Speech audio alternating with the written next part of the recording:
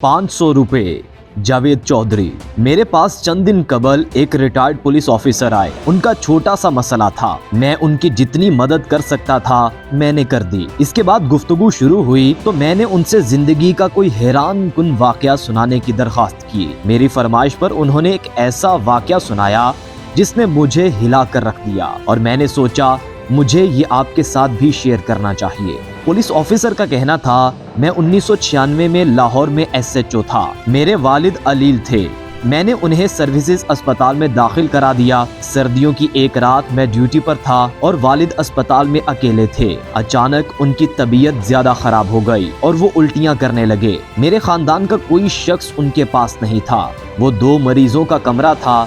उनके साथ दूसरे बेड पर एक मरीज दाखिल था। उस मरीज का अटेंडेंट मौजूद था।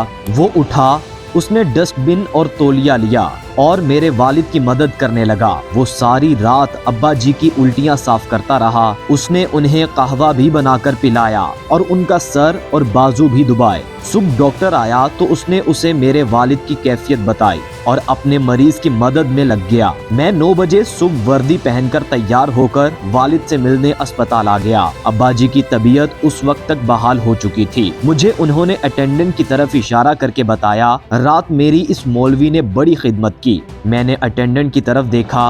वो एक दरमियानी उम्र का बारिशदान पान सा मुलाजिम था। मैंने मुस्कुराकर उसका शुक्रिया अदा किया, लेकिन फिर सोचा उसने सारी रात मेरे वालिद की खिदमत की है, मुझे उसे टिप देनी चाहिए। मैंने जेब से 500 रुपए निकाले और उसके पास चला गया। वो कुर्सी पर बैठा हुआ था। मैंने अपना एक हाथ उसके कंधे पर रखा और दूसरे हाथ से उसे 500 रुपए पकड़ाने लगा। वो कुर्सी पर किसमिसाया, लेकिन मैंने रौनक भरी आवाज में कहा, ले मौलवी, रख ले ये रकम, तेरे काम आएगी। वो नरम आवाज में बोला, नहीं भाई नहीं, मुझे किसी मुआवजे की जरूरत नहीं। मैंने आपके वालिद की खिदमत अल्लाह की रजा के लिए की थी।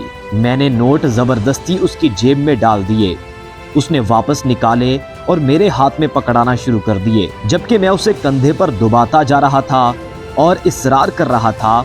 मैं उसे बार बार, ओ मौलवी छड़, जिद ना कर, रख ले, तेरे काम आएंगे, ये भी कह रहा था। मगर वो बार बार कह रहा था, मेरे पास अल्लाह का दिया बहुत कुछ है, मुझे पैसे नहीं चाहिए। मैंने रात देखा आपके वालिद अकेले हैं और तकलीफ में हैं। मैं फारिग था, लिहाजा मैं अल्लाह की रजा के लिए उनकी खिदमत करता रहा। आप लोग बस मेरे लिए दुआ कर दें। लेकिन मैं बाज ना आया। मैंने फैसला कर लिया, मैं हर सूरत इसे पैसे देकर रहूंगा।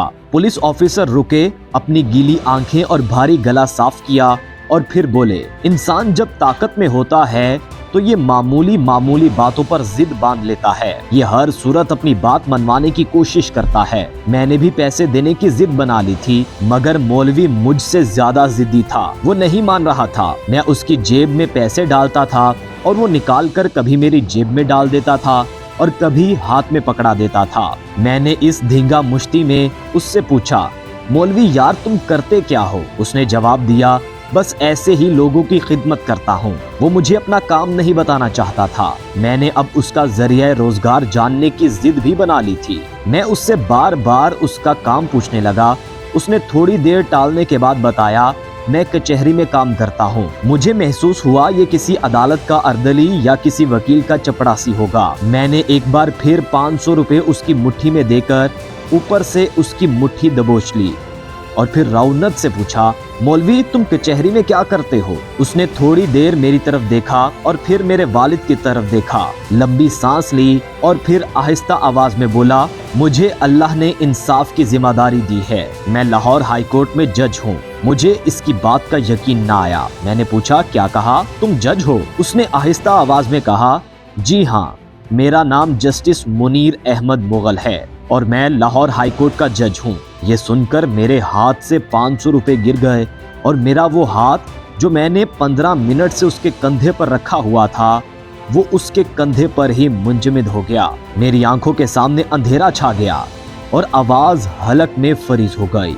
मुझे समझ नहीं आ रही थी मैं अब क्या करूं। जस्टिस साहब ने बड़े प्यार से मेरा हाथ अपने कंधे से उतारा, खड़े हुए, झुककर फर्श से 500 रुपए उठाए, मेरी जेब में डाले और फिर बड़े प्यार से अपने मरीज की तरफ इशारा करके बताया, ये मेरे वालिद हैं, میں ساری رات ان کی خدمت کرتا ہوں، ان کا پخانہ تک صاف کرتا ہوں۔ میں نے رات دیکھا آپ کے والد اکیلے ہیں، ان کی طبیعت زیادہ خراب ہے، لہٰذا میں انہیں اپنا والد سمجھ کر ان کی خدمت کرتا رہا، اس میں شکریہ کی کوئی ضرورت نہیں۔ یہ سن کر میں شرم سے زمین میں گڑ گیا، کیونکہ میں صرف SHO تھا اور میرے پاس والد کے لیے وقت نہیں تھا۔ میں نے انہیں اکیلا اسپتال میں چھوڑ دیا تھا، جبکہ ہائی کورٹ کا جج پوری رات اپنے والد کے ساتھ ساتھ میرے والد کی بھی خدمت کرتا رہا اور ان کی الٹیاں بھی صاف کرتا تھا۔ میرے لیے ڈوب مرنے کا مقام تھا۔ میں ان کے پاؤں میں جھک گیا، مگر اس عظیم شخص نے مجھے اٹھا کر سینے سے لگا لیا۔ وہ پولیس آفیسر اس کے بعد رونے لگے۔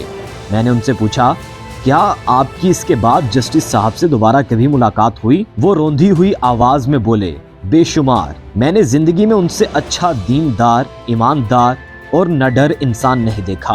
ان کا پورا نام جسٹس ڈاکٹر منیر احمد خان مغل تھا۔ انہوں نے 2 PhD کی تھیں اور دوسری جامعۃ الازہر مصر سے۔ دوسری PhD کے لیے انہوں نے باقاعدہ عربی زبان سیکھی تھی۔ انہوں نے اس کے علاوہ ملکی اور بین الاقوامی قوانین پر 24 کتابیں لکھی تھیں۔ وہ ان تمام کاموں کے ساتھ ساتھ تیزی سے مقدمات نپٹانے میں مشہور تھے۔ چیف جسٹس جس مقدمے کا فوری فیصلہ چاہتے تھے، وہ مقدمہ جسٹس منیر مغل کی عدالت میں لگ جاتا تھا۔ میں خاموشی سے سنتا رہا۔ پولیس آفیسر کا کہنا تھا، جسٹس صاحب غریب خاندان سے تعلق رکھتے تھے، LLB کے بعد مجسٹریٹ بھرتی ہو گئے، محنت کی عادی تھے۔ مجسٹریٹ کے دور میں ان کے پاس کام کم ہوتا تھا، لہٰذا انہوں نے عدالتی صفحات کی بیک سائڈ پر کلمہ لکھنا شروع کر دیا۔ یہ سارا دن کلمہ طیبہ لکھتے رہتے تھے۔ شاید اس پریکٹس کا صلہ تھا، اللہ تعالیٰ نے ان کی انرجی اور ٹائم میں برکت ڈال دی۔ انہوں نے دوران ملازمت ایک PhD کی، پھر عربی زبان سیکھی، جامعۃ الازہر میں داخلہ لیا اور عدالتی ٹائم کے بعد عربی زبان میں تھیسس لکھ کر مصر سے بھی PhD کر لی تھی۔ وہ ہر نیا قانون پڑھتے اور اس پر فوری طور پر کتاب لکھ دیتے تھے۔ وہ کتاب بھی خود ٹائپ کرتے تھے اور اس سارے کام کے دوران عدالتی کارروائی بھی متاثر نہیں ہوتی تھی۔ وہ دھڑا دھڑ مقدمات نپٹا دیتے تھے۔ انہوں نے پوری زندگی اپنے والد کی خدمت خود کی۔ والد زیادہ بیمار ہوئے تو ان کے بیڈ پر پاؤں کے قریب گھنٹی کا بٹن لگا دیا اور گھنٹی اپنے کمرے میں رکھ لی۔ والد ضرورت پڑنے پر پاؤں سے بٹن دبا دیتے تھے اور وہ بھاگ کر ان کے پاس پہنچ جاتے تھے۔ اپنی بیگم کو بھی والد کا کوئی کام نہیں کرنے دیتے تھے۔ میں نے ان سے جسٹس صاحب کی زندگی کے مزید واقعات سننے کی درخواست کی۔ پولیس آفیسر ہنس کر بولے، ایک بار ان کی عدالت میں جائیداد کے تنازع کا کیس آیا۔ ایک طرف سوٹڈ بوٹڈ امیر لوگ کھڑے تھے، ان کے ساتھ مہنگے وکیل تھے، جبکہ دوسری طرف ایک مفلوق الحال بوڑھا کھڑا تھا۔ اس کا وکیل بھی مسکین اور سستا تھا۔ جسٹس صاحب چند سیکنڈز میں معاملہ سمجھ گئے، لہٰذا انہوں نے بوڑھے سے پوچھا، بابا جی آپ کیا کرتے ہیں؟